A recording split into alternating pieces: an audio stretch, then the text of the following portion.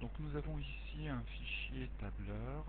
Donc nous avons ici les différents mois entre le 1er janvier 2014 jusqu'au 1er janvier 2016. Monsieur Dupont économise tous les mois une certaine somme, il met de l'argent sur son livret, donc il épargne tous les mois 500 euros. Donc là, au départ, il avait 10 500 euros sur son livret, donc il met au 1er février 2014 500 euros en plus, ce qui lui fait 11 000 euros.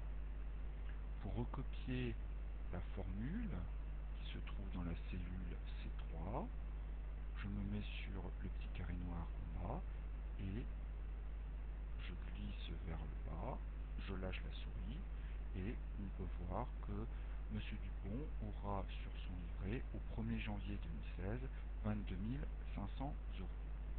Actuellement, il a sa voiture qui cotait au 1er janvier 2014 17 920 euros et tous les mois, sa voiture va décoter, elle va valoir un peu moins. La cote Argus va baisser de 2% chaque mois. Donc, pour effectuer 2% en moins à 17 920, je tape dans la cellule D3 égale, donc D2 qui contient 17 920, multiplié par 0,98. 0,98, c'est le calcul qui nous permet de calculer 2% en moins à la somme de départ 17 920. Je tape Entrée. Donc en fait la voiture au 1er février 2014 aura une cote Argus de 17 562. Je recopie la formule vers le bas et on voit que sa voiture aura une cote Argus au 1er janvier 2016 de 11 035 euros. Maintenant, le montant total disponible. Je vais faire la somme du montant du livret et de la cote Argus du véhicule. Donc pour entrer une formule, je tape égal. Donc ça sera la cellule C2 plus la cellule D2. Et je tape Entrée.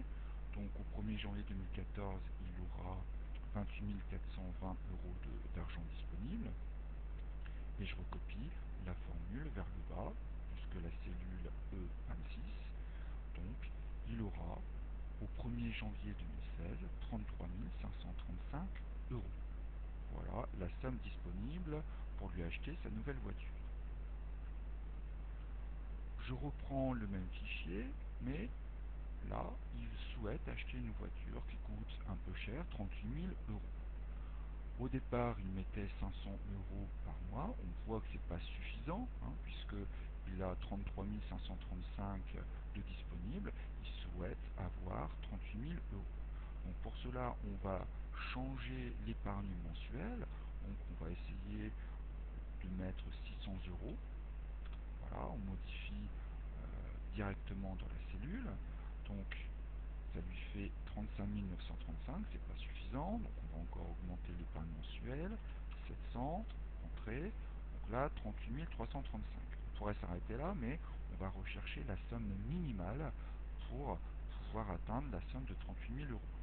Donc on va baisser un peu, 680 euros, 37 855, là on est en dessous, on va augmenter un peu, 685. Là, on a 37 975, donc pas grand-chose. Donc là, on va changer en 686, entrée. 37 999, donc en mettant 687, entrée. Là, on voit qu'on a un peu plus que 38 000 euros. On a 38 023.